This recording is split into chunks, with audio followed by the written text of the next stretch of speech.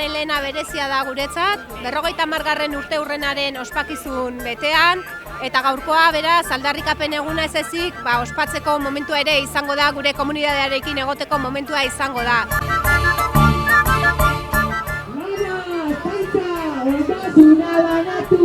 Gaurkoan munduko herri langileok elkarri begiratzen diogu, guztiok etsai bera daukagu, imperialismoa, kapitalismoa, geroz eta desberdintasun sozial handiagoak sortzen dituena, planeta suntsitzen duena eta munduan gerrak eragiten dituena. Gaurkoan, guk alternatibak badaudela aldarrikatuko dugu, alternatiba banaketa hirukoitza da, alternatiba zaintza, enplegua eta ondasuna banatzea da.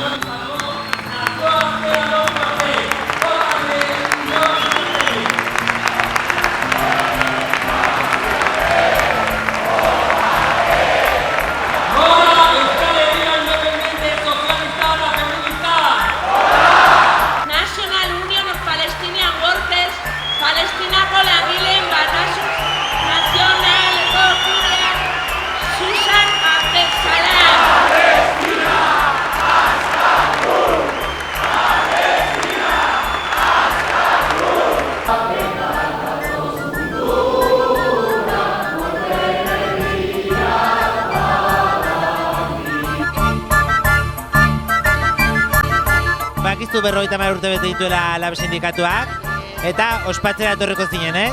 Bai. Eta ondo daguna?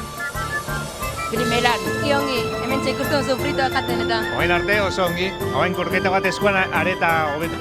Oso ongi, oso gustorika. Pues va como tiene que ir, reivindicativo, luchador, mucha unión, mucha gente, como tiene que ser.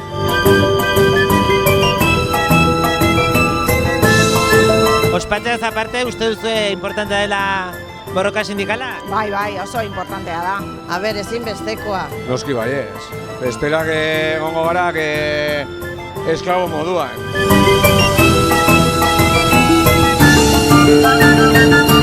Ikusten dugun bezala, sindikatuak osaisun txok dago. Horrek erakusten duk hainbat urtetan egindako borroka bere frutuak eman dituela.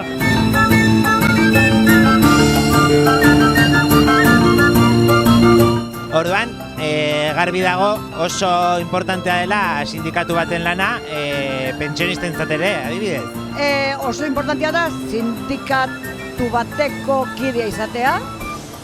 Danerako esan nahi dut, lanean lan produktiboan ari zarenean, nik uste dut pertsona orok egon beharko luketela beti sindikatu baten edo bestean da, laben bada, hobeto.